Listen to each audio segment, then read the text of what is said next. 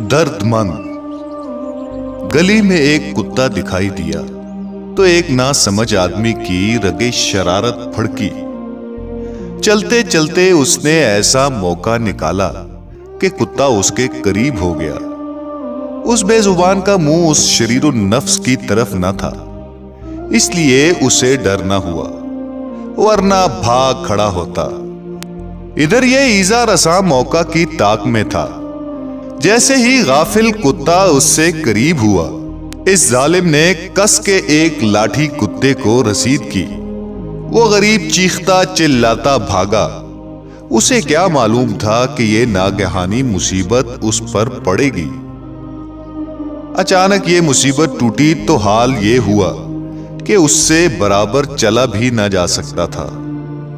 जान बचाने के लिए दौड़ा तो 3 टांगों पर, क्योंकि एक टांग बेकार हो गई थी।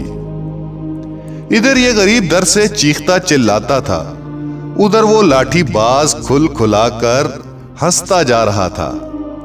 फख्र से उसका सीना फूल गया था कि जैसे उसने कोई बड़ा तीर मारा हो। अनवारुल सूफिया में है ये वाकया मदीनातुल नबी की एक गली में पेश आया। उसी गली में मस्जिद नबवी का बाबुस सलाम खुलता है। उस दरवाजे से करीब चंद कुत्ते लेटे हुए थे। इन्हीं में ये कुत्ता गरीब भी था, जिसकी टांग ना हक तोड़ दी गई थी। इत्तफाक कहिए या अल्लाह की मर्जी कि ऐन उसी वक्त उस गली में एक अल्लाह वाले दाखिल हुए। आगे से कुत्ता लंगड़ाता चीखता चिल्लाता आया तो ये रुक गए। उनके साथ और भी लोग थे, कुछ शागिर्द, कुछ अहले इल्म, कुछ अकीदतमंद। ये मर्दे बुजुर्ग वो थे जिन्होंने 7 बरस की उम्र में कुरान पाक हिफ्ज किया था। अपने वक्त के बड़े बड़े असातिज़ा से इल्म हासिल किया। न जाने कितने काफिर उनके हाथ पर मुसलमान हुए। तूलो अर्ज़े हमाला में हजारों आदमी उनके मुरीद थे। वो हर साल हज्जे बैतुल्लाह के मौके पर हाजिरी के लिए कोशा रहते और ज्यादा वक्त मदीना मुनव्वरा में गुजारते थे। यहाँ का जर्रा जर्रा उस साहिबे दिल के लिए कूहे तूर था। यहाँ के रहने वाले एक एक शख्स का वो एहतराम करते। वो जमाना ऐसा था कि अरब मफलूकुल हाल थे।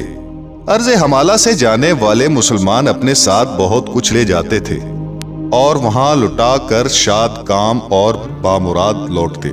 उन्हीं अल्लाह के नेक बंदों में ये मुसाफिर राहे हरम भी था। जमीनात से अच्छी खासी आमदनी होती। अकबर के अहद में इनके बुजुर्ग शिराज से हिंदुस्तान आए और पंजाब के इलाके अलीपुर सैयदा में ठहर गए। शहनशाह ने इस सूफी मनश बुजुर्ग की खिदमत में गांव के गांव नजर कर दिए। जमीनात के अलावा मुरीदों, अकीदतमंदों और निजाम हैदराबाद दक्कन की तरफ से उनके पोते को बहुत कुछ पेश किया जाता था।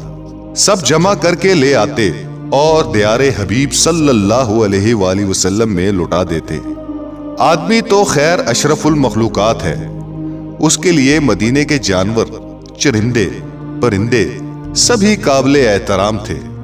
बाबू सलाम की तरफ से यही बुजुर्ग जा रहे थे कि दर्द से बेकरार लंगड़ाता हुआ कुत्ता पास से गुजरा। बहुत से अकीदतमंद साथ थे। पूछा, क्या मामला है? किसी ने बताया कि एक बेदर्द मस्खरे ने लाठी मारी है। ये सुना था कि वहीं ठहर गए। कुत्ते को पास बुलाया। कुछ देर उसे चमकारते रहे। मौलाना दाऊद गजनवी उस वक्त सैयद जमात अली शाह मुहद्दिस अली पूरी के साथ थे। कहते हैं कि कुत्ते ने उन्हें हमदर्द देखा तो जुबान से वो टूटी टांग दिखाकर फरियाद करने लगा। उन्होंने अपनी पगड़ी उतारी, उसे फाड़कर जख्म पर बांधा। एक मुरीद से फरमाया, दौड़कर जाओ, इसके खाने के लिए कुछ ले आओ। रोटी आ गई तो खुद अपने हाथों से इसे खिलाई और पूछा, वो कौन जालिम था जिसने ये हरकत की? किसी ने कहा, हजरत जी, हमारा वो भाई ये खड़ा है। हजरत जी उसके पास गए, बोले, जालिम, तूने ये ना देखा कि ये मदीने शरीफ का कुत्ता है? जानवर जानवर सही, लेकिन है अल्लाह की मखलूक। इसलिए अगर ये मूजी ना हो तो हुक्म है कि इससे रहम दिली का बर्ताव किया जाए। जो जानवर घर में पाले जाते हैं इनके लिए तो और भी सख्ती से ताकीद आई है। ईजा अगर जानवरों को भी दी जाए तो अल्लाह और अल्लाह के रसूल सल्लल्लाहु अलैहि वसल्लम को नापसंद है। सोचिए, जो लोग अल्लाह के बंदों को ईजा पहुंचाते हैं उनका क़यामत में क्या होगा। ईजा सिर्फ मार तोड़ ही से नहीं पहुंचती, इसकी 50 सूरतें हैं। एक सूरत यह भी है कि रमजान का महीना आए तो रोजादारों को महंगा सौदा बेचा जाए और पूरे दाम लेकर खराब चीजें दी जाएं।